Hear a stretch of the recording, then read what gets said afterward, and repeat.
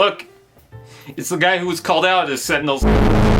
It was a joke, relax. Damaged but not out, lurking in the sidelines, Megatron returns to enact a devious plan in Dark of the Moon. Despite the Voyager run, Studio Series finally brought it in as a Leader Class figure. Special thanks to Toy Connects for selling me this. Truly, this is Leader Class Igor. This goblin seems to have Longhaul's ugly mug shown with the green paint, but messed up with the structure and weird limbs that individually move with peg holes in the feet to plug on stuff. Seems small for the price point, so he comes with extras. Megatron transforms into a tanker truck that's both mad and max, run down, slathered in rusted copper fades, and brutal with spiked eyelashes and the front fit for the apocalypse. Sadly, the rubber grille seems warped, especially in the center that's hard to line up. The original was a Voyager, but as a leader, he scales to the Optimus Prime. Sadly, it's like a tree in a school play, it's just hollow at the front, which might turn people off, but it's all an act so the truck can extend from its initial robot form, keeping the scale retained for both forms. Too bad the beams inside don't seem to line up properly or the trailer can't turn, but I like the shape of the cab. It seems to roll okay, assuming the middle wheels don't fold in, and I like all the details sitting on the back with the silvers and grays to highlight different parts of the tanker trailer. The arms do get tricky to slide in. As for the accessories, there's the option to have the cape cover the back with the chains hooked from the bottom to hold it.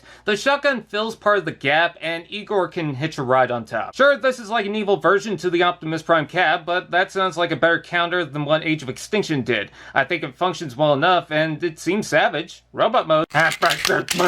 Struggling with the arms and the origami of the leg transformation, the robot seems intimidating like a rusty robot hobo with a shotgun. He's hefty for the leader price point, mainly in the upper arms and lower legs, but scales pretty well with the other two Voyagers. The shoulder cover is squared off and the arm panels seem loose. I don't mind the greebling spine panel as it will never have third-party engineering. The chest looks complex with amazing rusty abs and a copper fade. Every chunky part makes the knees look skinny. I also like the different hands, even if one looks swollen or like a crustacean. Check out the head, the damaged side with the different paint, exposed wires, and creepy sharp shape that became terrifying. Someone's like, ball joint ahead, shoulders out and in, forward to back, elbow bent, rotation below, another elbow joint, wrist move, hips out and in, forward to back, rotation below, knee joint, another joint, rotation, and toe tilt. Posability is somewhat limited, the hips can't really move much, but he doesn't need to dance like a ballerina. Weirdly enough, this hand can split apart from the thumb. I like the clicking knees and the moving knee panel. Let's take a look at the accessories. Igor can plug onto the back panel, or you can cover his damaged face with a cape and hold it with the chain over the chest.